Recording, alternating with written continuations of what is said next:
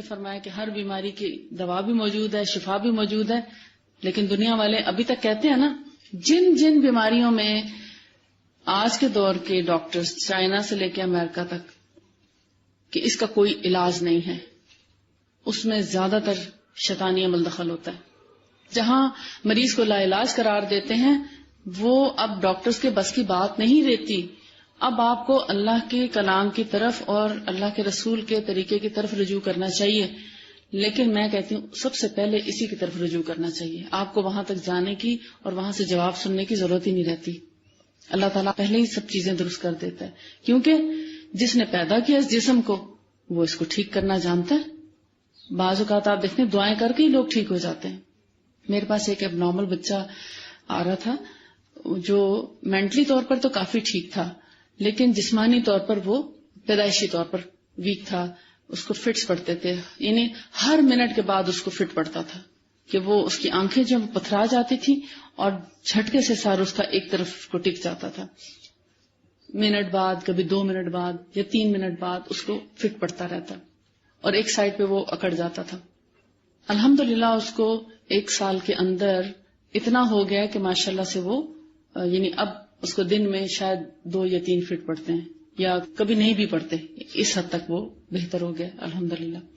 اس کو دم وغیرہ بھی بتایا، علاج بھی کیا، لیکن ابھی وہ ماشاءاللہ چلنا بھی شروع ہو گیا، لیکن پکڑ گئے.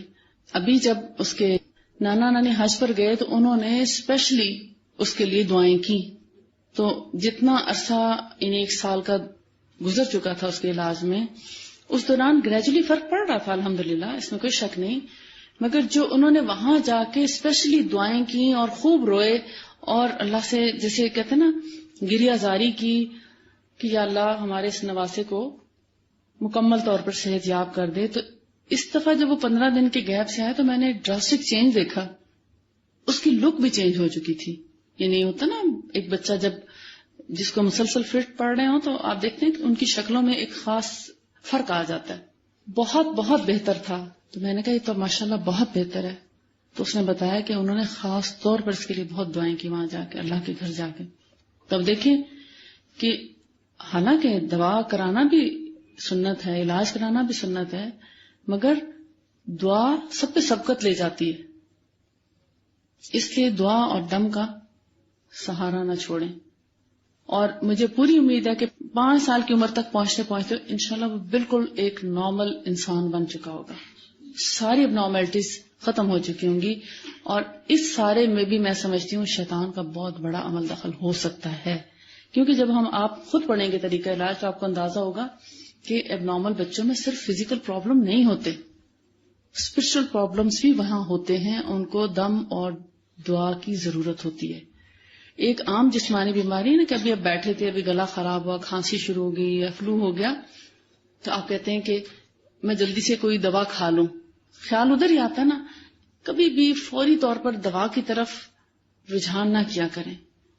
حالانکہ اللہ ہی نے دوا بھی پیدا کی اور بیماری کی شفا بھی اتاری ہے اور حکم بھی دیا رسول اللہ نے علاج کرانے کا، مگر ہمارا سب سے بڑا سہارا دعا ہونا چاہیے. آپ جو دعا سے کام لے سکتے ہیں وہ کسی دنیا کی چیز سے نہیں لے سکتے. کیوں؟ آپ ڈائریکٹ ہو جاتے ہیں نا اللہ تعالیٰ کے ساتھ کہ یا اللہ مجھے یہ تکلیف پہنچی ہے، اب اس کو دور فرما، تیرے سوا کوئی نہیں ٹھیک کر سکتا. دم دعا سب عربی میں بھی کریں سب کچھ، مگر جو آپ دل سے دعا کرتے ہیں نا تو اپنی زبان میں کریں گے نا، یا اللہ تو ہی ٹھیک کرنے والا ہے، تو ہی اس میں شفا دے اور مجھے طریقہ سجھا کہ میں کون سا علاج کروں. تو پھر آپ علاج کی طرف جب جاتے ہیں تو آپ مکمل صحت یاب ہو جاتے ہیں اور اللہ آپ کو گائیڈ بھی کرتا ہے کہ اب آپ کون سا علاج کریں. اور خاص طور پر جیسے کوئی تکلیف ہوتی، بیماری ہوتی، تو آپ بے شک استخارہ کر کے ڈاکٹر کی طرف چلیں یا صلاۃ حاجت پڑھ کر چلیں کہ اللہ تعالیٰ آپ کی رہنمائی فرمائیں.